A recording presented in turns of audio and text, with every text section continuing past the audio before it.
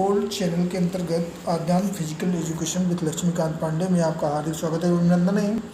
जैसा कि हम बैडमिंटन का सेकेंड पार्ट आज पढ़ेंगे, तो हम आपको बता दें कि जिस तरह से हमारा एक ट्रेंड है कि पहले हम मुख्य इम्पोर्टेंस पॉइंट बताते हैं, उसके बाद तत्पश्चात हम फिर क्वेश्चन की सीरीज कराते हैं और ऐसे क्वेश्चन कराते हैं जो मोस्ट इम्पॉर्टेंट क्वेश्चन रहते हैं, जिनका काम जो पॉइंट्स की ओर चलते हैं। सबसे पहले हम बताएंगे आपको कि बैडमिंटन की प्रतियोगिताएं कौन कौन सी होती हैं। सबसे पहले जो हम बताने वाले हैं, एक हमारे यहाँ जो प्रतियोगिता होती है बैडमिंटन की, विकास टोपी वाला चैलेंज कप, ये राष्ट्रीय पुरुष एकल का है।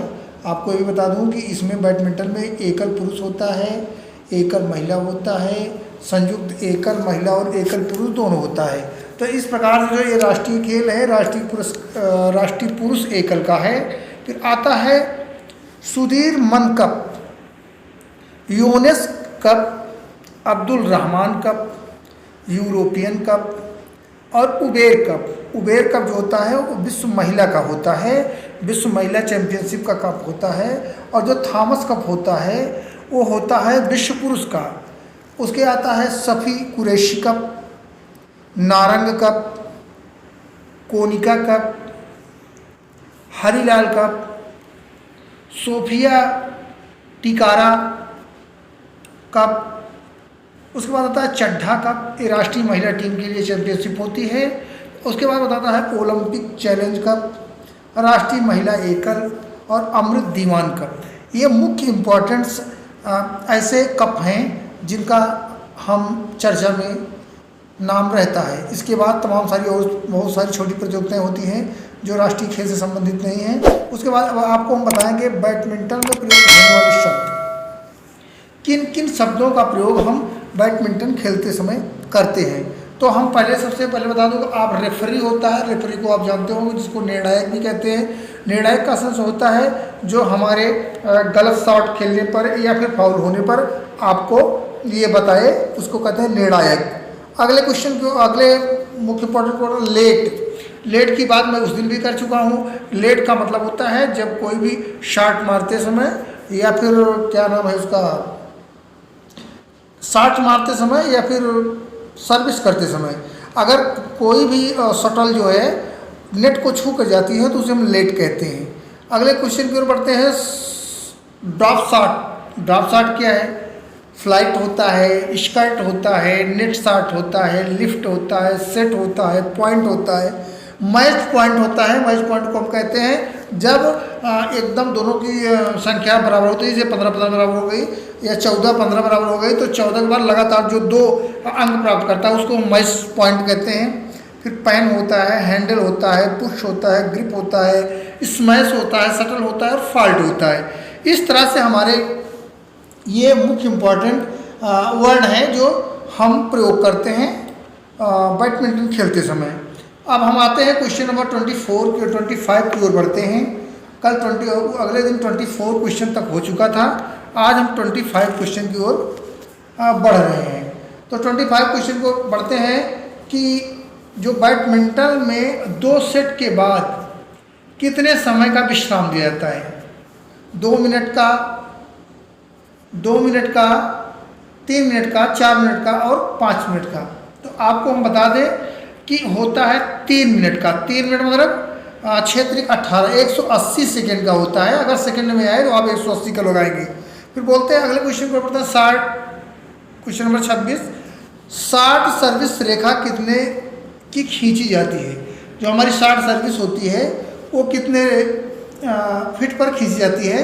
तो एक खींची जाती है 6 सही 1/2 मतलब 6.5 फीट पर ये रेखा खींची जाती है। अगले क्वेश्चन को बढ़ते हैं, क्वेश्चन नंबर 27। विजेता का चुनाव कितने सेट के खेल पर किया जाएगा? 3 सेट, 5 सेट, 7 सेट, 9 सेट। तो आपको बता दूं कि जो ये विजेता घोषित किया जाता है इसको हम करते हैं 5 सेट पर। जब 5 सेट में 3 लगातार एक पारी कोई वाला जीते और दूसरा 2 पारी जीते, या कोई 5 जीते कोई 0 जीते, 5 जीते 1 जीते। अगर इस तरह की बात होती है तो 5 सेट का खेल होता है। 5 सेट में जिसका सेट ज़्यादा रहेगा उसी को हम विजयी घोषित करेंगे। तो विकल्प नंबर 20 सही है। अगले क्वेश्चन की ओर बढ़ते हैं, क्वेश्चन नंबर 28 की ओर। जो बैडमिंटन होता है, बैडमिंटन के पीछे गैलरी कितनी चौड़ी होती है? तो आपको बता दूं 2 फीट, 2.5 फुट, 3 फुट और 4 फीट। तो ये होती है 2.5 फुट की। अगले क्वेश्चन की ओर बढ़ते हैं 29। बैडमिंटन में थॉमस कप जो होता है पुरुष वर्ग की शुरुआत कब हुई थी? ये हमारे अगले फर्स्ट पार्ट में मुख्य इंपॉर्टेंट पॉइंट्स में बताया भी गया है। इसको हम दोबारा क्वेश्चन को एक बार दोबारा रिपीट करते हैं। क्वेश्चन नंबर 29 का ये आपका हो जाएगा 1948। विकल्प नंबर सी सही है। अगले क्वेश्चन की ओर बढ़ते हैं, क्वेश्चन नंबर 30। तो जो हमारा 30 क्वेश्चन है, इसके बाद अभी हमारे पास एक क्वेश्चन और शेष रहेगा आने के लिए। तो 30 क्वेश्चन का जो है बैडमिंटन कोर्ट की साइड गैलरी की चौड़ाई कितनी होती है? अभी आप देखा थे बैक की 2.5 फीट थी, तो साइड की कितनी होगी? तो आपको बता दूं कि साइड की जो गैलरी होती है उसका होता है 1.5 फुट। कितना होता है? 1/1 सही 1.2 माने 1.5 फुट। 1.5 फुट साइड में इधर दाहिने तरफ, 1.5 फुट बाएं तरफ, तो 1.5 3 फीट होता है। 20 फीट का कोर्ट होता है जो सिंगल होता है, तो 17 का हो जाता है, क्योंकि जो गैलरी होती है उसका आंकड़ा इसमें नहीं दिया जाता है। अगले क्वेश्चन की ओर और इस सीरीज का अंतिम क्वेश्चन की ओर हम बढ़ते हैं। ये हमारे सीरीज का बैडमिंटन के पार्ट सेकंड का अंतिम क्वेश्चन है। तो हम इसके ओर बढ़ते हैं। बैडमिंटन ड्रॉप साइड का अर्थ क्या होता है? अभी एक बात आया था जो हमारे पास मुख्य इंपॉर्टेंट पॉइंट्स में जो हम अभी बता रहे थे कि कुछ शब्दावलियाँ होती हैं, उसमें शॉर्ट ड्राफ्ट आया था, ड्राफ्ट शॉर्ट। तो बैडमिंटन में डॉट शब्द का अर्थ होता है, आपको विकल्प नंबर 1 में दिया है, जाल में निकली चिड़िया का डालना, शॉर्ट को साइड गैलरी से डालना, और शॉर्ट को बैक गैलरी से डालना, और शॉर्ट को रेखा पार डालना। तो ये आपको बता दूं कि शॉर्ट जो होता है, तो हम आपको बता रहे थे कि क्वेश्चन नंबर 31 है, इसका आंसर जो होता है विकल्प नंबर ये है कि जाल के निकट से चिड़िया को डालना। ये जो है यही इसका आंसर है।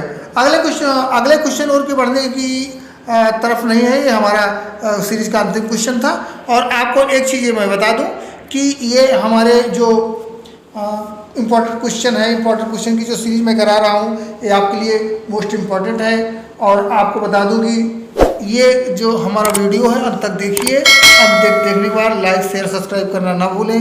जय हिंद, जय भारत।